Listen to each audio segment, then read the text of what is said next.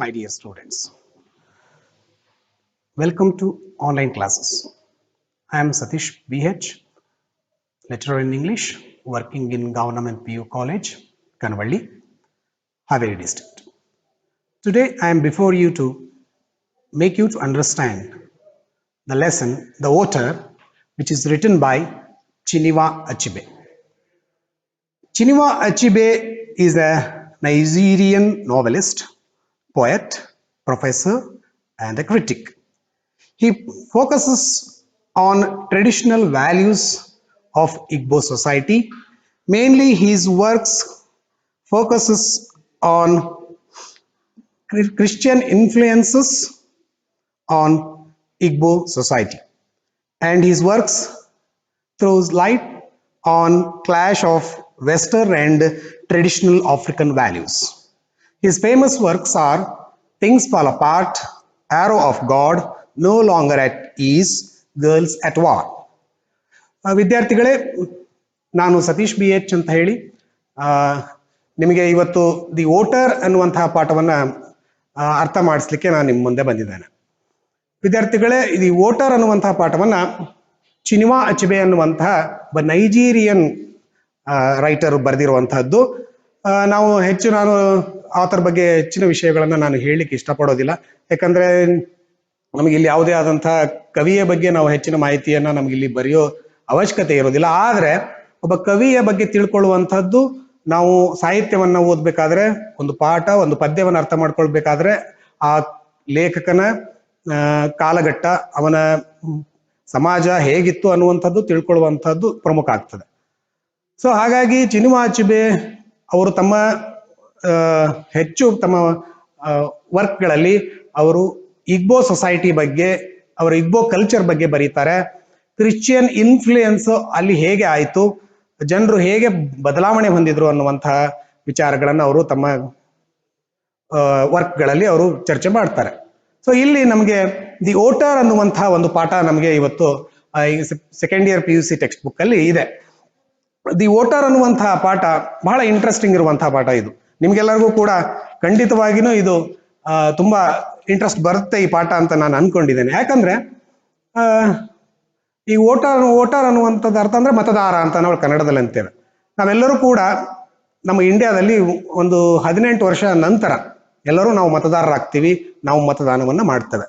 So ಹಾಗಾದ್ರೆ ಈ ಮತದಾನ ಅನ್ನುವಂಥದ್ದು ಹೇಗೆ ನಡೀತದೆ, ಮತದಾನದಲ್ಲಿ ಯಾವ ರೀತಿಯ ಪ್ರಕ್ರಿಯೆಗಳು ನಡೀತವೆ ಅನ್ನುವಂಥದ್ದು ನಮ್ಗೆಲ್ಲ ಗೊತ್ತಾಗುತ್ತೆ. ಮುಂದೆ ನೀವು ವಿದ್ಯಾರ್ಥಿಗಳು ನಿಮ್ಮ 18ನೇ ವಯಸ್ಸಿನ ನಂತರ ನಿಮ್ಗೆಲ್ಲ ತಿಳಿತದೆ. ಹಾಗಾದ್ರೆ ಅದರ ಮೊದಲು ಆ ಎಲೆಕ್ಷನ್ ನಡಿಬೇಕಾದ್ರೆ ಏನೆಲ್ಲ ವಿಚಾರಗಳು ನಡೀತವೆ ಅನ್ನುವಂಥದ್ದನ್ನ ತುಂಬಾ ಮಾರ್ಮಿಕವಾಗಿ ಈ ಪಾಠದಲ್ಲಿ ಚಿನುವಾ ಅಚೆಬೆ ಅವರು ನಮ್ಗೆ ಹೇಳ್ತಾ ಇದ್ದಾರೆ. The lesson the voter is a satire on electoral system of democracy. And this lesson, it has a theme of corruption, loyalty, ignorance, money, power and etc. ಈ ಪಾಠದಲ್ಲಿ ನಾವು ಅನೇಕ ವಿಚಾರಗಳನ್ನು ನಾವು ತಿಳ್ಕೊಳ್ತೇವೆ. ಇಲ್ಲಿ ಏನೇನು ವಿಚಾರಗಳು ಬರ್ತವೆ ಅಂದ್ರೆ ಪವರ್, ಅಧಿಕಾರ, ಇಗ್ನರೆನ್ಸ್, ಜನರ ಇಗ್ನರೆನ್ಸ್, ಅವರಲ್ಲಿ ತಿಳುವಳಿಕೆ ಇಲ್ಲದೆ ಇರುವಂತಹ ಪರಿಸ್ಥಿತಿಯಿಂದಾಗಿ ಏನಾಗ್ತದೆ ಅನ್ನುವಂಥದ್ದು, ಕರಪ್ಷನ್, ಭ್ರಷ್ಟಾಚಾರ ಈ ಎಲೆಕ್ಷನ್ ಅಲ್ಲಿ ಹೇಗೆ ನಡೀತದೆ ಅನ್ನುವಂಥದ್ದು, ಲಾಯಲ್ಟಿ, ಹೇಗೆ ಯಾರಿಗೆ ಪ್ರಾಮಾಣಿಕರಾಗಿರ್ತಾರೆ, ಪ್ರಾಮಾಣಿಕರಾಗದೆ ಅವ್ರೇನೆಲ್ಲ ಮಾಡ್ತಾರೆ ಅನ್ನುವಂಥದ್ದನ್ನ ಈ ಪಾಠದ ಮೂಲಕ ನಾವು ನೋಡ್ತೇವೆ. And it finally tells the responsibility of a voter. ಒಬ್ಬ ಮತದಾರನ ಜವಾಬ್ದಾರಿ ಏನು. ಹಾಗಾದ್ರೆ ನಾವು ಮತದಾನವನ್ನ ಅನೇಕ ಸಾರಿ ನಾವು ಕೇಳ್ತೇವೆ, ಮತದಾನ 50% ಆಯ್ತು, 60% ಆಯ್ತು ಅನ್ನುವಂಥ ಮಾತುಗಳನ್ನು ಕೇಳ್ತಾರೆ. ಅನೇಕ ಜನ ವಿದ್ಯಾವಂತರು ಕೂಡ ಮತದಾನವನ್ನ ಮಾಡಲಿಕ್ಕೆ ಮುಂದೆ ಬರೋದಿಲ್ಲ. ನಾವು ನಮ್ಮ ಮತದಾನ, ನಮ್ಮ ಹಕ್ಕು ಅನ್ನುವಂಥದ್ದನ್ನ ಮರೆತು ಬಿಟ್ಟಿದೆ. ಸೊ ಹಾಗಾಗಿ ಈ ಪಾಠ ನಮಗೆ ಬಹಳ ಇದು ಇಂಟ್ರೆಸ್ಟಿಂಗ್ ಆಗುತ್ತೆ ಅಂತ ನಾನು ಅನ್ಕೊಂಡಿದ್ದೇನೆ. Okay, Chinua Achebe begins the story the voter with the narration of the story hero. The hero is Rufus Okeke. Rufus Okeke is his full name. ಮತ್ತೆ ವಿದ್ಯಾರ್ಥಿಗಳೇ, ನೀವು ತುಂಬಾ ನೆನಪಿಟ್ಕೋಬೇಕಾಗಿರುವಂತಹ ವಿಚಾರ ಏನಪ್ಪಾ ಅಂದ್ರೆ, ಈ ನೈಜೀರಿಯನ್ ಆಫ್ರಿಕನ್ ಆಕ್ಸೆಂಟ್ ಇದೆ, ಅವರ ಇಂಗ್ಲಿಷ್ ಆಕ್ಸೆಂಟ್ ಏನಿದೆ, ಅವರು ಮಾತನಾಡುವಂತಹ ಹೆಸರುಗಳು, ಅಲ್ಲಿರುವ ಪ್ರದೇಶಗಳ ಹೆಸರುಗಳನ್ನ ಅವರು ಬಹಳ ಬಹಳ ವಿಚಿತ್ರವಾಗಿ ಅಥವಾ ಅದು ಅವ್ರದೇ ಆದಂತಹ ಪದ್ಧತಿಯಲ್ಲಿ ಅವರು ಅದನ್ನ ಪ್ರೊನೌನ್ಸಿಯೇಷನ್ ಮಾಡ್ತಾರೆ. ಫಾರ್ ಎಕ್ಸಾಂಪಲ್, ಈ ವೋಟರ್ ಅನ್ನುವಂತಹ ಪಾಠದ ಕೊನೆಗೆ ನಿಮಗೆ ಪೇಜ್ ನಂಬರ್ 118 ಅಲ್ಲಿ 18ರಲ್ಲಿ ಅದರ ಬಗ್ಗೆ ಮಾಹಿತಿಯನ್ನು ಕೊಟ್ಟಿದ್ದಾರೆ. ಅದು ಹೇಗೆ ಪ್ರೊನೌನ್ಸಿಯೇಷನ್ ಮಾಡಬೇಕು, ಯಾವ್ಯಾವ ಶಬ್ದಗಳನ್ನ ಹೇಗೆ ಅನ್ಬೇಕು ಅನ್ನುವಂಥದ್ದನ್ನ ಅವರು ಕೊಟ್ಟಿದ್ದಾರೆ. ನೀವು ಅವನ್ನ ನಿಮ್ ಟೆಕ್ಸ್ಟ್ ಬುಕ್ ಅಲ್ಲಿ ನೋಡ್ಕೊಳ್ಳಿ. ಸಿ, ರೂಫಸ್ ಒಕೆಕೆ ಅನ್ನುವಂಥದ್ದು ಫುಲ್ ನೇಮ್.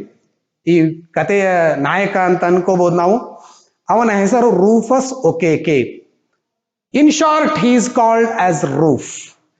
ಅವನನ್ನ ಚಿಕ್ಕದಾಗಿ ನಾವು ಕಾಮನ್ ಆಗಿ ನಮ್ಮ ಮನೆಗಳಲ್ಲಿ, ನಮ್ಮ ಊರುಗಳಲ್ಲಿ ಹೆಸರನ್ನ ಶಾರ್ಟ್ ಮಾಡಿ ಹೇಳುವಂಥದ್ದು ಅಭ್ಯಾಸ. ಕರಿಬೇಕಾದ್ರೆ ಕಂಪ್ಲೀಟ್ ಹೆಸರು ಹೇಳೋದಿಲ್ಲ. ಹಾಗೆ ರೂಫಸ್ ಒಕೆಕೆಯನ್ನ ಶಾರ್ಟ್ ಆಗಿ ರೂಫ್ ರೂಫ್ ರೂಫ್ ಅಂತ ಹೇಳಿ ಅವನ ಊರಲ್ಲಿ ಕರೀತಾ ಇರ್ತಾರೆ. ಈ roof is a very popular man in his village. ತುಂಬಾ ಪ್ರಸಿದ್ಧವಾಗಿರುವಂತಹ ಹುಡುಗ ಅವನು. ಆ ಇಡೀ ಊರಿನಲ್ಲಿನೇ ಎಲ್ಲರೂ ರೂಫ್ ಯಾರಪ್ಪ, ರೂಫಸ್ ಯಾರಪ್ಪ ಅಂತಂದ್ರೆ ಎಲ್ಲರಿಗೂ ಗೊತ್ತು. ಅಷ್ಟು ಅವನು ಫೇಮಸ್ ಆಗಿರುವ ವ್ಯಕ್ತಿ. ಅವನು ಯಾಕಷ್ಟು ಫೇಮಸ್ ಆಗಿದ್ದಾನೆ ಅಂದ್ರೆ, unlike other his friends, he has not abandoned his village in search of work. ಅವನು ಯಾಕೆ ಫೇಮಸ್ ಆಗಿದ್ದಾನೆ ಅಂತಂದ್ರೆ, ಅವನು ತನ್ನ ಇತರ ಗೆಳೆಯರ ತರ ತನ್ನ ಹಳ್ಳಿಯನ್ನ ಬಿಟ್ಟು ಸಿಟಿಯನ್ನ ಸೇರಿಲ್ಲ. ಸಿಟಿಯನ್ನ ಯಾಕೆ ಸೇರ್ತಾರ್ರಿ ಜನರು? ಹಳ್ಳಿಗಳಲ್ಲಿ ಕೆಲಸ ಸಿಗೋದಿಲ್ಲ. ನಾವು ಸಿಟಿಗೆ ಹೋದ್ರೆ ಹೆಚ್ಚು ಅವಕಾಶಗಳು ಸಿಗ್ತವೆ, ಹೆಚ್ಚು ಕೆಲಸಗಳು ಸಿಗ್ತವೆ, ಹೆಚ್ಚಿನ ಸಂಬಳವನ್ನು ಪಡಿಬಹುದು ಅಂತ ಹಳ್ಳಿಗಳನ್ನ ಬಿಡುವಂಥದ್ದು, ಮೈಗ್ರೇಟ್ ಆಗುವಂಥದ್ದು ನಾವು ನೋಡ್ತಾನೆ ಇದ್ದೇವೆ. ಹಳ್ಳಿಗಳಲ್ಲಿ ಜನ ಇರೋದು ಕಡಿಮೆ ಆಗಿದೆ. ಇವತ್ತು ಸಿಟಿ ಸೇರ್ತಾ ಇದ್ದಾರೆ ಎಲ್ಲರೂ. ನಾವು ಸಿಟಿ, ಫಾರ್ ಎಕ್ಸಾಂಪಲ್, ನಮ್ಮಲ್ಲಿ ನಾವು ಬೆಂಗಳೂರಿಗೆ ಹೋಗ್ಬೇಕು, ಕಂಪ್ನಿ ವರ್ಕ್ ಮಾಡಬೇಕು ಅನ್ನುವಂಥ ಪದ್ಧತಿ ನಮ್ಮಲ್ಲೂ ಕೂಡ ಇದೆ. ಹಾಗೆ ಅಲ್ಲೂ ಕೂಡ ರೂಫ್ನ ಅನೇಕ ಜನ ಗೆಳೆಯರು ಅವರ ಹಳ್ಳಿಯನ್ನ ಬಿಟ್ಟು ಸಿಟಿಯನ್ನ ಸೇರ್ಕೊಂಡಿದ್ರು.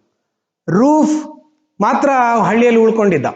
ಆ ಏಜ್ನಲ್ಲಿ ಅವನು ತಾನು ಬುದ್ಧಿವಂತರಾಗಿದ್ರು ಕೂಡ, Roof, as Chinua Achebe says, he is not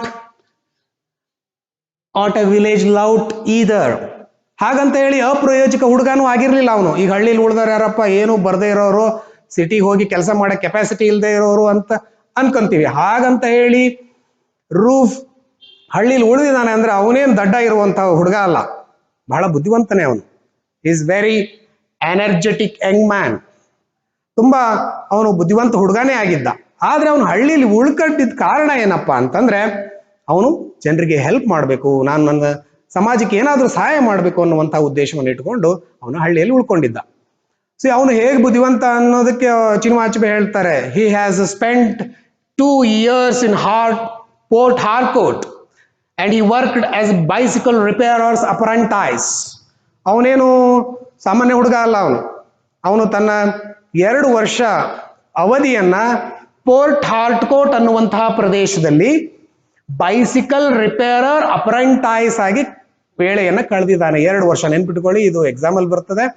ಅವನು ತನ್ನ 2 ವರ್ಷದ ಅವಧಿಯನ್ನ ಸೈಕಲ್ ರಿಪೇರಿ ಮಾಡುವವನ ಕೈಗಡೆ ಕೆಲಸ ಮಾಡೋದಕ್ಕಾಗಿ, ಹೆಲ್ಪಿಂಗ್ ಹ್ಯಾಂಡ್. ಅಪ್ರೆಂಟೈಸ್ ಅಂತಂದ್ರೆ ಒಬ್ಬ ಕೆಲಸ ಕಲಿಯೋದಕ್ಕೆ ಇರುವಂತಹದ್ದು.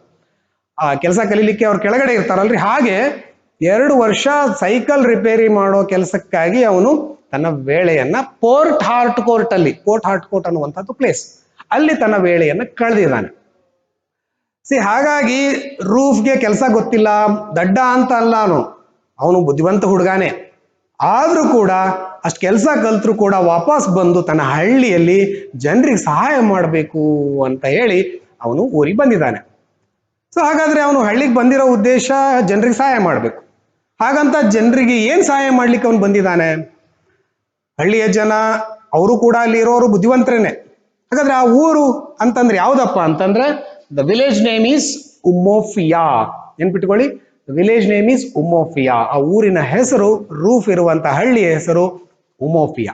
ಆ ಉಮೋಫಿಯಾ ಹಳ್ಳಿಯಲ್ಲಿ ರೂಫ್ ಇದ್ದಾನೆ. ಅಲ್ಲಿಯ ಜನರು ಕೂಡ ಬಹಳ ಬುದ್ಧಿವಂತರೇನೆ, ಅವ್ರಿಗೂ ಕೂಡ ಅಷ್ಟು ತಿಳುವಳಿಕೆ ಇರುವಂತ ಜನಾನೇ.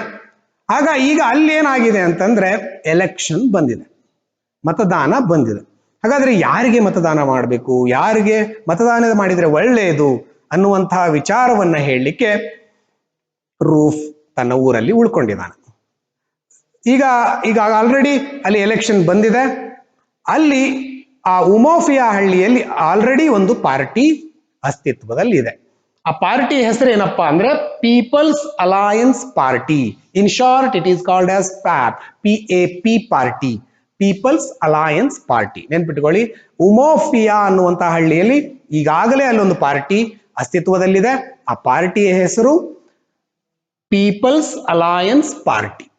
ಆ ಪೀಪಲ್ಸ್ ಅಲಯನ್ಸ್ ಪಾರ್ಟಿಯ ಮೇನ್ ಲೀಡರ್ ಯಾರಪ್ಪ ಅಂತಂದ್ರೆ Marcus Ibe is the main leader of that party. ಆ ಊರಿನಲ್ಲಿ ಆ ಪಾರ್ಟಿಯ ಮುಖ್ಯಸ್ಥ ಯಾರಪ್ಪ ಅಂದ್ರೆ ಮಾರ್ಕಸ್ ಎಬೆ. ನೆನ್ಪಿಟ್ಟುಕೊಳ್ಳಿ ಹೆಸರು, he is Marcus Ebe. He is the Minister of Culture in the outgoing government. ಈ ಮಾರ್ಕಸ್ ಎಬೆ ಪೀಪಲ್ಸ್ ಅಲಯನ್ಸ್ ಪಾರ್ಟಿಯಿಂದ ಗೆದ್ದು ಮಿನಿಸ್ಟರ್ ಆಫ್ ಕಲ್ಚರ್, ಸಾಂಸ್ಕೃತಿಕ ಇಲಾಖೆಯ ಸಚಿವನಾಗಿ ಅವನು ಕೆಲಸ ಮಾಡಿದ್ದಾನೆ. ಕಳೆದ 5 ವರ್ಷ ಅವನು ರಾಜಕೀಯದಲ್ಲಿ ಆ ಸಚಿವನಾಗಿ ಕೆಲಸ ಮಾಡಿ ಈಗ ಅವಧಿ ಮುಗಿದೋಗಿದೆ. ಈಗ ಮತ್ತೆ ಅಲ್ಲಿ ಎಲೆಕ್ಷನ್ ಆ ಊರಿನಲ್ಲಿ ಬಂದಿದೆ. ಹಾಗಾಗಿ ಅವ್ರಿಗೆ ನಾನು ಸಹಾಯ ಮಾಡಬೇಕು, ನಾನು ಅವ್ರಿಗೆ ಹೆಲ್ಪ್ ಮಾಡಬೇಕು ಅಂತ ಹೇಳಿ ರೂಫ್ ಇಲ್ಲಿ ಉಳ್ಕೊಂಡಿದ್ದಾನೆ. Okay, ready. ಈಗ ರೂಫ್ ಮಾರ್ಕಸ್ನ ಎಬೆ ಪರವಾಗಿ ಕೆಲಸ ಮಾಡಕ್ಕೆ ತಯಾರಾಗಿದ್ದಾನೆ. He is ready to work for Marcus Ibe. ಹಾಗಾದ್ರೆ ಜನರು ಏನು ಯೋಚನೆ ಮಾಡ್ತಾ ಇದ್ದಾರೆ, ಜನರು ಏನು ಈಗ ಬರೋ ಎಲೆಕ್ಷನ್ ಅಲ್ಲಿ ಯಾರಿಗೆ ವೋಟ್ ಮಾಡ್ಬೇಕು ಅನ್ನುವಂತ ವಿಚಾರವನ್ನ ಮಾಡ್ತಾ ಇದ್ದಾರೆ ಅನ್ನುವಂಥದ್ದನ್ನ ಚಿನಿವಾಚುವೆ ಮುಂದೆ ಹೇಳ್ತಾರೆ. ಈಗ ಜನರು ಏನು ಯೋಚನೆ ಮಾಡ್ತಾ ಇದ್ದಾರಪ್ಪ ಅಂತಂದ್ರೆ ಮಾರ್ಕಸ್ ಎಬೆಗೆ ನಾವು ಮೊದಲಿಗೆ ವೋಟ್ ಮಾಡಿದೀವಿ, ಹಾಗಾದ್ರೆ ನಾವು ಇವಾಗ ಏನಾದ್ರೂ ಬೇರೆ ಯೋಚನೆ ಮಾಡೋಣ, ನಾವು ಬೇರೆ ಯೋಚನೆ ಮಾಡಿ ಬೇರೆ ವ್ಯಕ್ತಿಗಳಿಗೆ ವೋಟ್ ಮಾಡೋ ಪ್ರಯತ್ನವನ್ನ ನಾವು ಮಾಡೋಣ ಅನ್ನುವಂಥ ವಿಚಾರವನ್ನ ಜನರು ಮಾಡಿದ್ದಾರೆ ಅಲ್ಲಿ. ಈ ವಿಚಾರ ರೂಫ್ಗೆ ಗೊತ್ತಾಗಿದೆ. So Roof is very expert in election campaigning. ಈ ಮತ ಪ್ರಚಾರ ಮಾಡೋದ್ರಲ್ಲಿ ಎಕ್ಸ್ಪರ್ಟ್ ಇರುವಂತವನು Roof. He is the manipulator. ಅವನನ್ನ ಮನಿಪ್ಯುಲೇಟರ್ ಅಂತ ಹೇಳ್ತೀವಿ. ಜನರನ್ನ ಅರ್ಥ ಮಾಡ್ಕೊಂಡು ಅವ್ರು ಹೇಗಿದ್ದಾರೆ ಅವ್ರನ್ನ ಅರ್ಥ ಮಾಡ್ಕೊಂಡು ಹೇಳುವಂತ ಕೆಪಾಸಿಟಿ ರೂಫ್ಗಿದೆ. At any time he can read the mood and temper of the people. ಜನರು ಹೇಗೆಲ್ಲ ಯೋಚನೆ ಮಾಡ್ತಾ ಇದ್ದಾರೆ, ಜನರು ಯಾವ ವಿಚಾರವನ್ನು ಮಾಡ್ತಾ ಇದ್ದಾರೆ, ಯಾರಿಗೆ ಓಟ್ ಹಾಕ್ಬೇಕು ಈ ಸಾರಿ, ನಾವು ಯಾರಿಗೆ ಓಟ್ ಹಾಕ್ಬಾರ್ದು ಅನ್ನೋ ವಿಚಾರವನ್ನ ಜನರು ಹೇಗ್ ಮಾಡ್ತಾ ಇದ್ದಾರೆ ಅನ್ನುವಂಥದ್ದನ್ನ ತಾನು ಸುಲಭವಾಗಿ ಅರ್ಥ ಮಾಡ್ಕೊಳ್ಳುವ ಕೆಪಾಸಿಟಿ ರೂಫ್ಗಿದೆ. ಸೊ ಹಾಗಾಗಿ ರೂಫ್ ಏನ್ ಮಾಡಿದ್ದಾನೆ ಅಂದ್ರೆ ಆಲ್ರೆಡಿ ಮಾರ್ಕಸ್ ಎಬೆಗೆ ಹೇಳ್ಬಿಟ್ಟಿದ್ದಾನೆ, ವಾರ್ನ್ ಮಾಡಿದ್ದಾನೆ. ಏನು ವಾರ್ನ್ ಮಾಡಿದ್ದಾನೆ ಅಂದ್ರೆ ಈ ಸಾರಿ ಜನರು ಸ್ವಲ್ಪ ಬೇರೆ ತರದ್ದೇ ಯೋಚನೆ ಮಾಡ್ತಾ ಇದ್ದಾರೆ, ನಿನ್ನ ಪರವಾಗಿ ಇಲ್ಲ. Marcus, be careful, people are thinking in a different way ನಾವು. ನೀನು ಬಹಳ ಕೇರ್ಫುಲ್ ಆಗಿ ಈ ಬಾರಿ ಎಲೆಕ್ಷನ್ ಅನ್ನ ಎದುರಿಸ್ಬೇಕು. ನೀನು ಓವರ್ ಕಾನ್ಫಿಡೆಂಟ್ ಆಗಿ ನನಗೆ ವೋಟ್ ಹಾಕ್ತಾರೆ ಅನ್ನುವಂಥದ್ದನ್ನ ನೀನು ಅನ್ಕೋಬೇಡ ಅನ್ನುವ ಮಾತನ್ನು ರೂಫ್ ಆಲ್ರೆಡಿ ಮಾರ್ಕಸ್ ಎಬೆಗೆ ಹೇಳ್ತಾನೆ. Marcus definitely Roof is working for Marcus Ibe. ನೆನ್ಪಿಟ್ಕೊಳ್ಳಿ, ರೂಫ್ ಮಾರ್ಕಸ್ ಎಬೆ ಪರವಾಗಿ ಕೆಲಸ ಮಾಡ್ತಾ ಇರುವಂತಹ ಹುಡುಗ. ಅವನಿಗಾಗಿ ಅದಕ್ಕಾಗಿನೇ ಅವನಿಗೆ ಆಲ್ರೆಡಿ ಮಾರ್ಕಸ್ ಎಬೆಗೆ ವಾರ್ನ್ ಮಾಡಿದ್ದಾನೆ. ಹಾಗಾದ್ರೆ ಜನರು ಬೇರೆ ತರದಲ್ಲಿ ಡಿಫ್ರೆಂಟ್ ವೇ ಅಲ್ಲಿ ಜನರು ಯೋಚನೆ ಮಾಡ್ತಾ ಇದ್ದಾರೆ. ಹಾಗಾದ್ರೆ ಜನರು ಯಾಕೆ ಬೇರೆ ತರದಲ್ಲಿ ಯೋಚನೆ ಮಾಡ್ತಾ ಇದ್ದಾರೆ, ಮಾರ್ಕಸ್ ಎಬೆಗೆ ಯಾಕೆ ವೋಟ್ ಹಾಕಕ್ ರೆಡಿ ಇಲ್ಲ ಅನ್ನುವಂಥದ್ದಕ್ಕೆ ಚಿನಿವಾಚುಬೆ ಅವರು ಮುಂದೆ ಹೇಳ್ತಾ ಹೋಗ್ತಾರೆ. People are thinking in a different way because Marcus Ebe has changed a lot. ಅವನು ಏನು ಹಿಂದೆ 5 ವರ್ಷ ಇದ್ನಲ್ಲ, ಅವನು ಈಗ ಆ 5 ವರ್ಷದ ಹಿಂದೆ ಇರುವಂತಹ ಮಾರ್ಕಸ್ ಎಬೆ ಆಗಿರ್ಲಿಲ್ಲ. ಯಾಕಂದ್ರೆ he was not a successful teacher before. ಈ ಎಲೆಕ್ಷನ್ ಸೇರುವ ಮೊದಲು ಅವನೊಬ್ಬ ಸಾಮಾನ್ಯ ಸ್ಕೂಲ್ ಟೀಚರ್ ಆಗಿದ್ದ. ಅದು ಅನ್ಸಕ್ಸಸ್ಫುಲ್ ಸ್ಕೂಲ್ ಟೀಚರ್. ಅವನೇನು ಅಷ್ಟು ಸಕ್ಸಸ್ಫುಲ್ ಟೀಚರ್ ಆಗಿರ್ಲಿಲ್ಲ. ಅವ್ರ ಊರಿಗೆ ಎಲೆಕ್ಷನ್ ಬಂದಿತ್ತು, ಬಹಳ ಬುದ್ಧಿವಂತಿಕೆಯಿಂದ ಎಲೆಕ್ಷನ್ ಅನ್ನ ಅವನು ಸೇರ್ಕೊಂಡ, ಪಾರ್ಟಿ ಸೇರ್ಕೊಂಡ. ಹಾಗೆ ಸೇರ್ಕೊಂಡು ಅವನು ಆರಿಸಿ ಬಂದು ಸಚಿವನಾಗಿದ್ದ. ಅದ್ರ ಜೊತೆಗೆ ಜನರಿಗೆ ಅವನು ಗೆದ್ದದ್ದು, ಅವನು ಸಚಿವನಾಗಿದ್ದು ಅವ್ರಿಗೇನು ಅದರಲ್ಲಿ ಅಭ್ಯಂತರ ಇರಲಿಲ್ಲ. ಆದರೆ ಈ 5 ವರ್ಷದಲ್ಲಿ ಅವನಲ್ಲಿ ಬಂದಂತಹ ಸಂಪತ್ತು, the wealth he got, the doctorate degrees which you got, ಅವನು ಗಳಿಸಿದಂತಹ ಸಂಪತ್ತು, ಬಿರುದು ಬಾವಲಿಗಳು, ಅವನಲ್ಲಿ ಇದ್ದಂತಹ ಆ ಕಾರುಗಳು, ಆ ಮನೆ, ಅದೆಲ್ಲವೂ ಕೂಡ ಜನರಿಗೆ ಯೋಚನೆ ಮಾಡ್ಲಿಕ್ಕೆ ಶುರು ಮಾಡಿತ್ತು. ಹಾಗಾದ್ರೆ ಏನೂ ಇಲ್ಲದಂತಹ ಮಾರ್ಕಸ್ ಎಬೆ ಇವತ್ತು ಇಷ್ಟೆಲ್ಲ ಸಂಪತ್ತನ್ನು ಹೇಗೆ ಗಳಿಸಿದ?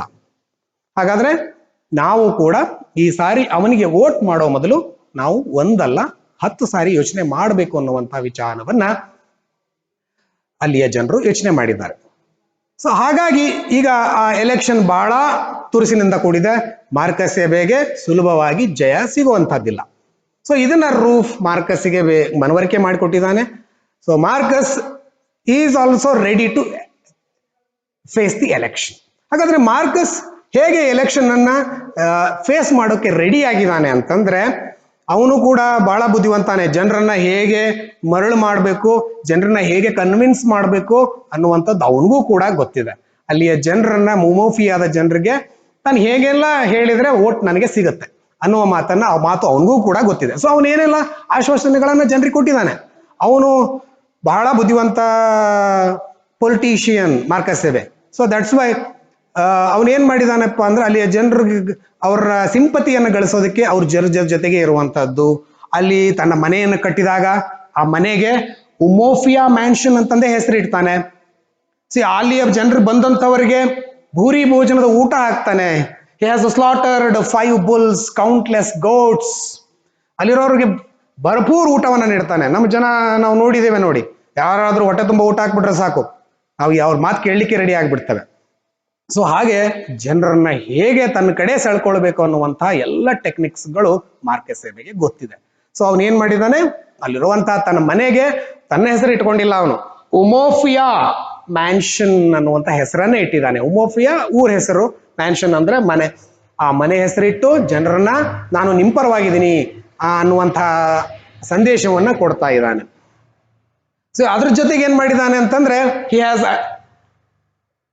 Got his 5 months salary in advance.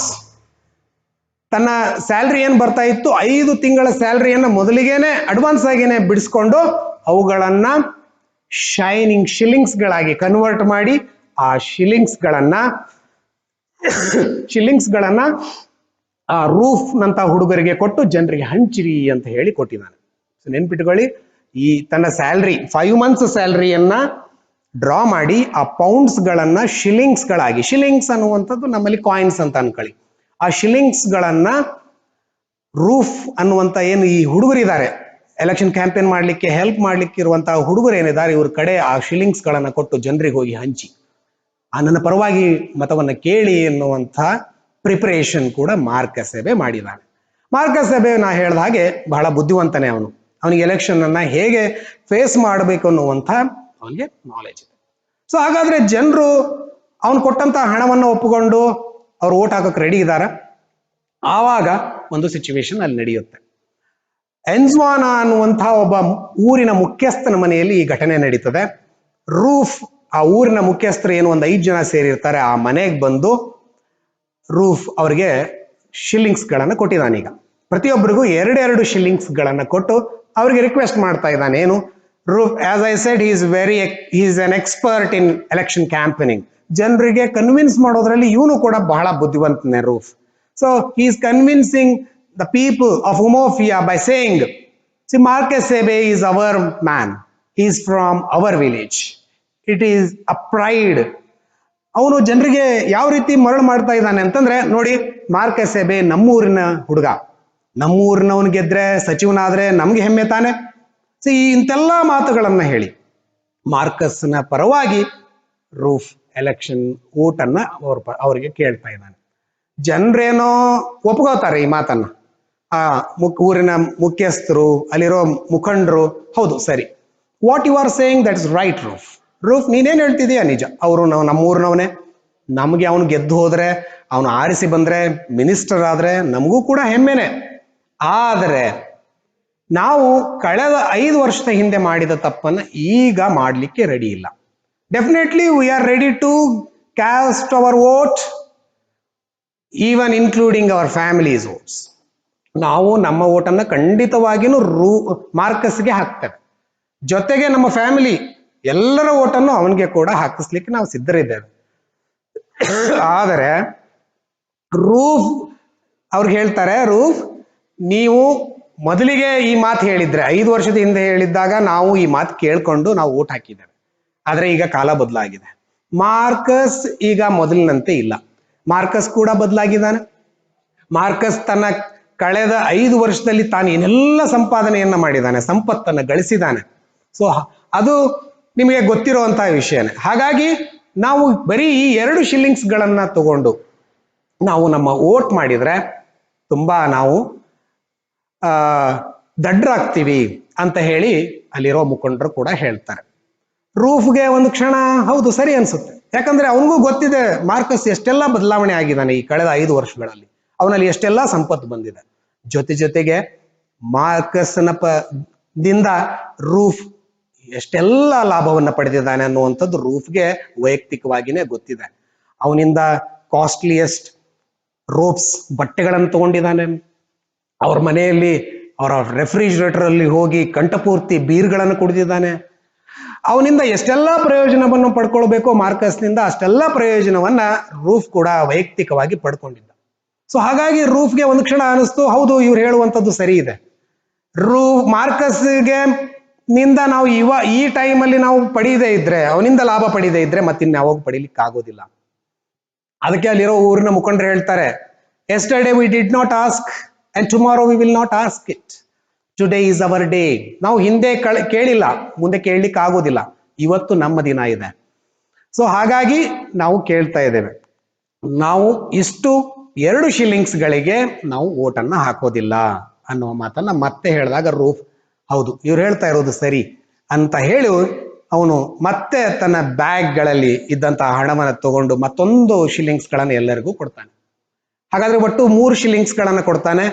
ಅದನ್ನ ನೋಡಿದಂತ ಊರಿನ ಮುಖಂಡರು ಅವರು ಕೂಡ ಮತ್ತೆ ಇಲ್ಲ ನಮ್ಮ ಕಡೆಯಿಂದ ಆಗಲ್ಲ, ಇಷ್ಟು ನಾವು ಹಣಕ್ಕಾಗಿ ನಮ್ಮ ಓಟ್ಗಳನ್ನು ಕೊಡೋದಿಲ್ಲ ಅಂತ ಹೇಳಿ ಮತ್ತೆ ತಲೆ ಆಡಿಸ್ತಾರೆ.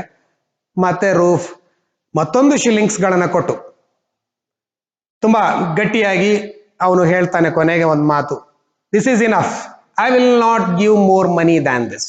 If you want to vote for the enemy party you can cast your vote.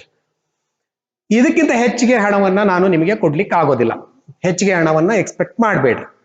ಒಂದು ವೇಳೆ ನಿಮಗೆ ಇಲ್ಲ ಇಷ್ಟು ಹಣ ಕಡಿಮೆ ಅನಿಸಿದ್ರೆ ನೀವು ನಿಮ್ಮ ಎನಿಮಿ ಏನಿದ್ದಾರೆ, ನಮ್ಮ ಎನಿಮಿ ಪಾರ್ಟಿ ಏನಿದೆ PAP ಪಾರ್ಟಿ ಎನಿಮಿ ಪಾರ್ಟಿ, ಆ ಪಾರ್ಟಿಗೆ ನೀವು ವೋಟ್ ಹಾಕೋಕೆ ನನ್ನ ಅಭ್ಯಂತರ ಏನಿಲ್ಲ ಅನ್ನುವ ಮಾತನ್ನ ರೂಫ್ ಹೇಳ್ತಾನೆ.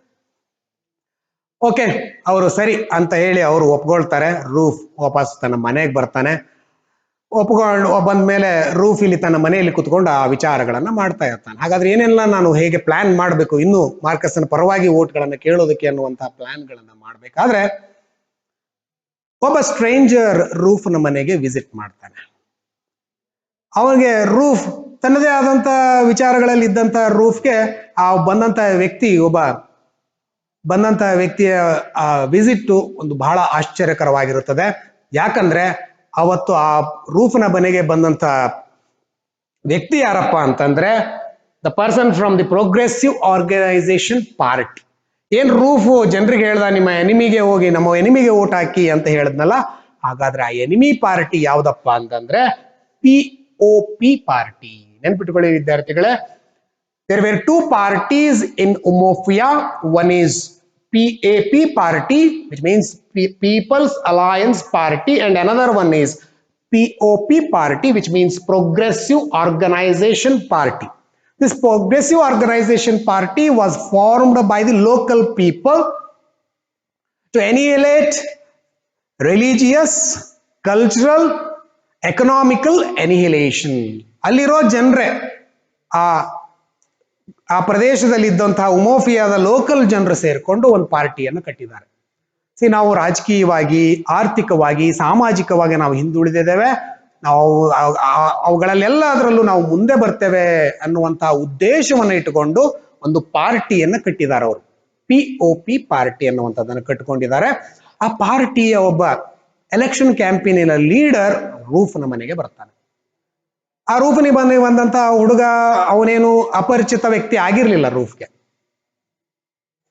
ಅವನ ಫ್ರೆಂಡೇ ಆಗಿದ್ದ. ಆದ್ರೆ ಈಗ ಬಂದಂತ ಟೈಮ್ ಹೇಗಿತ್ತಪ್ಪ ಅಂದ್ರೆ ಮರುದಿನ election. Roof Marcus Ibe People's Alliance ಪಾರ್ಟಿಗೆ ಕೆಲಸ ಮಾಡುವಂತ ಹುಡುಗ. ಹಾಗಾದ್ರೆ ಎದುರಿನ ಪಾರ್ಟಿ ಎನಿಮಿ ಪಾರ್ಟಿಯ ವ್ಯಕ್ತಿ ಬಂದಾಗ ಆ ಮಾತುಕತೆ ಬಹಳ ಸೀರಿಯಸ್ ಇರುತ್ತದೆ. ಸೊ ಆಗ ಬಂದಂತ ವ್ಯಕ್ತಿ ರೂಫ್ ಜೊತೆ ಮಾತಾಡ್ಲಿಕ್ಕೆ ಇಳಿತಾನೆ.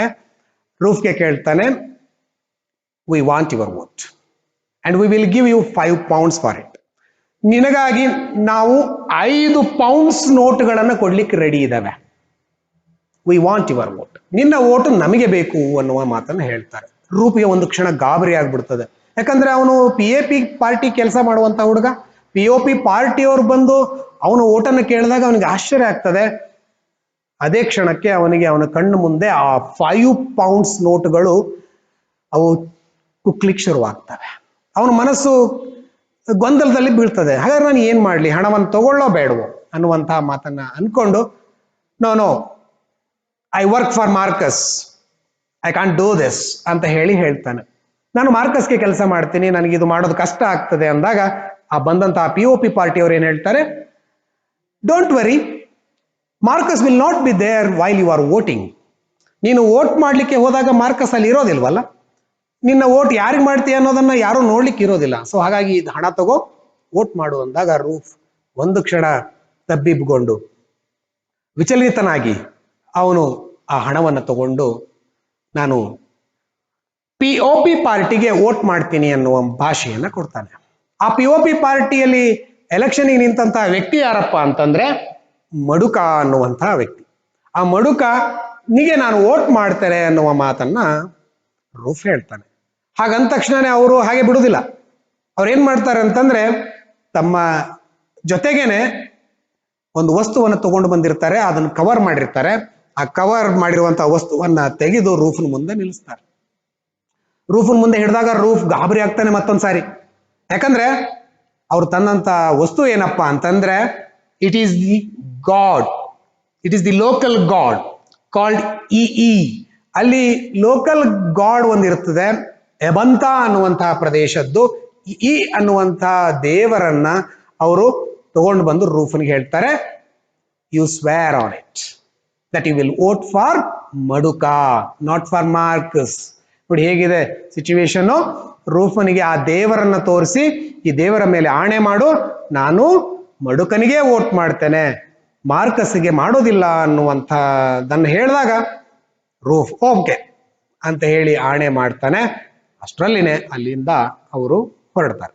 ಸೊ ರೂಫ್ ಇಲ್ಲಿ ಒಂದು ಕ್ಷಣ ಯೋಚನೆ ಮಾಡ್ತಾನೆ, ಹಾಗಾದ್ರೆ ನನ್ನ ಓಟನ್ನ ಇವರು ಪಡಿಬೇಕಾದ್ರೆ ಹಣವನ್ನೇ ಕೊಡ್ಬೇಕಿತ್ತು, ಬೇರೆ ಇವರಿಗೆ ದಾರಿ ಇರಲಿಲ್ಲ, ಇವರು ನಾನು ಕನ್ವಿನ್ಸ್ ಮಾಡೋದಕ್ಕೆ ಬೇರೆ ದಾರಿ ಇರಲಿಲ್ಲ ಅನ್ನುವಂಥದ್ದನ್ನ ಯೋಚನೆ ಮಾಡ್ತಾನೆ. ಅಂದು ಆ ರಾತ್ರಿ ಕಳೆದು ಹೋಗ್ತದೆ. ನೆಕ್ಸ್ಟ್ ಎಲೆಕ್ಷನ್ ಡೇ ಬರ್ತದೆ. ಎಲೆಕ್ಷನ್ ಡೇ ಮಾರ್ನಿಂಗು ಎಲ್ಲರೂ ಉತ್ಸುಕತರಾಗಿದ್ದಾರೆ. ಎಲೆಕ್ಷನ್ ಬೂತ್ಗಳಿಗೆ ಬಹಳ ಖುಷಿಯಿಂದ ವೋಟ್ಗಳನ್ನ ಮಾಡ್ಲಿಕ್ಕೆ ಹೊರಟಿದ್ದಾರೆ. ಆಗ Marcus Sepe sitting in his big car and he brought a band from Umuru. ಉಮುರು ಅನ್ನುವಂತಹ ಪ್ರದೇಶದಿಂದ ಒಂದು ಮ್ಯೂಸಿಕ್ ಬ್ಯಾಂಡ್ ಅನ್ನ ಮಾರ್ಕಸ್ ಸೆಪೆ ತಗೊಂಡು ಬಂದಿದ್ದಾನೆ. ಮಾರ್ಕಸ್ ಸೆಪೆ ತಗೊಂಡು ಬಂದಿರುವಂತಹ ಉಮುರು ಪ್ರದೇಶದ ಬ್ಯಾಂಡ್ ಮ್ಯೂಸಿಕ್ ಏನ್ ಬಾರಿಸ್ತಾ ಇದ್ದಾರೆ, ಆ ಮ್ಯೂಸಿಕ್ಗೆ ತಕ್ಕಂಗೆ ಅಲ್ಲಿರೋ ಜನರು ಕೂಡ ಡಾನ್ಸ್ ಮಾಡ್ತಾ ಇದ್ದಾರೆ. ಡಾನ್ಸ್ ಮಾಡ್ತಾ ವೋಟಿಂಗ್ ಬೂತ್ ಕಡೆ ತಮ್ಮ ಬ್ಯಾಲೆಟ್ ಪೇಪರ್ ಅನ್ನ ಹಿಡ್ಕೊಂಡು ಡಾನ್ಸ್ ಮಾಡ್ತಾ ಹೋಗ್ತಾ ಇದ್ದಾರೆ. ಡಾನ್ಸ್ ಮಾಡ್ತಾ ಹೋಗಿ ತಮ್ಮ ಓಟನ್ನ ಹಾಕೊಂಡು ಬರ್ತಾ ಇದ್ದಾರೆ.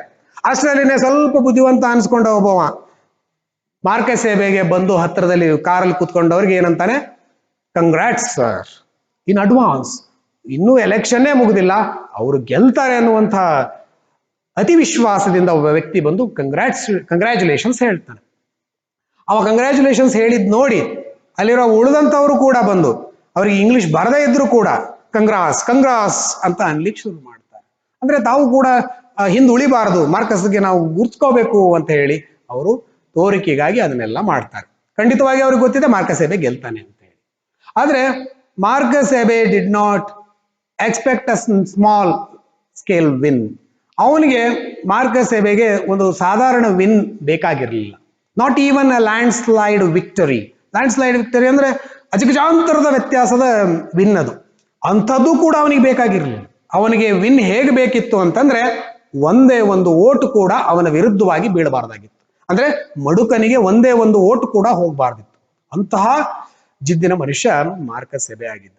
ಸೊ ಹಾಗಾಗಿ ಅವನು ಪ್ರತಿಯೊಂದನ್ನು ಕೂಡ ಬಹಳ ಕೇರ್ಫುಲ್ ಆಗಿ ಅಬ್ಸರ್ವ್ ಮಾಡ್ತಾ ಇರ್ತಿದ್ದ. ಜನರು ಓಟ್ಗಳನ್ನ ಮಾಡ್ಲಿಕ್ಕೆ ಶುರು ಮಾಡಿದ್ರು. ಕೊನೆಯ ಮೂಮೆಂಟಿನ ಕ್ಯಾನ್ವಸ್ ಅನ್ನ ರೂಫ್ ಮತ್ತು ಅವನ ಫ್ರೆಂಡ್ಸ್ಗಳು ಮಾಡ್ತಾ ಇದ್ರು. They were shouting like vote for PAP, vote for PAP. ಬೆವರು ಸುರಿದ್ರು ಕೂಡ ಜನರಿಗೆ ಕನ್ವಿನ್ಸ್ ಮಾಡೋ ಪ್ರಯತ್ನವನ್ನ ಅವರು ಮಾಡ್ತಾ ಇದ್ರು. ಹಾಗೆ ಕೊನೆಗೆ ಈಗ ಕೊನೆಯ ರೂಫ್ಗೆ ಪಾಳೆ ಬರುತ್ತೆ. ರೂಫ್ಗೆ ಹೇಳ್ತಾರೆ ಹೋಗಪ್ಪ ನೀನು ವೋಟ್ ಮಾಡು ಅಂತಂದು ಹೇಳಿ ರೂಫ್ ಅವಾಗ ಸರಿ ನಾನು ವೋಟ್ ಮಾಡಬೇಕು ಅನ್ನುವಂಥದ್ದನ್ನ ಅವನು ಅನ್ಕೊಂಡು ರೂಫ್ಗೆ ಮನಸ್ಸಿನೊಳಗಡೆ ಗೊಂದಲ, ಬಹಳ ದ್ವಂದ್ವ, ಈಸ್ ಇನ್ ಎ ಡಿಲೇಮಾ. ಅವನು ಮೇಲೆ ಅನ್ಸುತ್ತೆ ಅವನಿಗೆ ಓಕೆ ಸರಿ ವೋಟ್ ಮಾಡ್ತೀನಿ ಅಂತ ಹೇಳಿ ಹೊರಡ್ತಾನೆ. ಆದ್ರೆ ಒಂದು ಕ್ಷಣ ಅವನ ಮನಸ್ಸಿನ ಒಳಗಡೆ ದೊಡ್ಡ ಜ್ವಾಲಾಮುಖಿನೇ ಸ್ಫೋಟ ಆದಂಗೆ ಆಗುತ್ತೆ. ಯಾಕಂದ್ರೆ ಅವನು ಇಷ್ಟು ದಿನ ಕೆಲಸ ಮಾಡಿದ್ದು ಮಾರ್ಕಸ್ಗಾಗಿ, ಈಗ ಅವನು ವೋಟ್ ಮಾಡಬೇಕು ಅನ್ಕೊಂಡಿರೋದು ಮಡುಕನಿಗಾಗಿ. ಸೊ ಆ ಗೊಂದಲದಲ್ಲಿ ಎಲೆಕ್ಷನ್ ಬೂತ್ ಒಳಗಡೆ ಬರ್ತಾನೆ. ಸೊ ಅವನು ಬಹಳ ಕನ್ಫ್ಯೂಷನ್ ಅಲ್ಲಿ ಇರ್ತಾನೆ, ಅವನಿಗೆ ಗೊಂದಲದಲ್ಲಿರ್ತಾನೆ, ದ್ವಂದ್ವದಲ್ಲಿರ್ತಾನೆ. ನಾನು ಯಾರಿಗೆ ವೋಟ್ ಮಾಡ್ಲಿ ಅನ್ನುವಂಥದ್ರಲ್ಲಿ ಕೊನೆಗೆ as we know that roof is a man of quick decision. Roof ಬಹಳ ಹೆಚ್ಚು ವೇಳೆ ತಗೊಳ್ಳೋವನಲ್ಲ ಅವನು ಯಾವ ಕೆಲಸಕ್ಕಾದ್ರೂ. ಸೊ ಒಂದು ಕ್ಷಣ ಯೋಚನೆ ಮಾಡ್ತಾನೆ, ಅವನಿಗೆ ಒಂದು ಐಡಿಯಾ ಬರ್ತದೆ. ತಾನು ತೆಗೆದುಕೊಂಡು ಬಂದಂತಹ ಬ್ಯಾಲೆಟ್ ಪೇಪರ್ ಅನ್ನ 2 ತುಂಡುಗಳಾಗಿ ಕತ್ತರಿಸ್ತಾನೆ. And he puts one piece in Maduka's box and another piece in Marcus.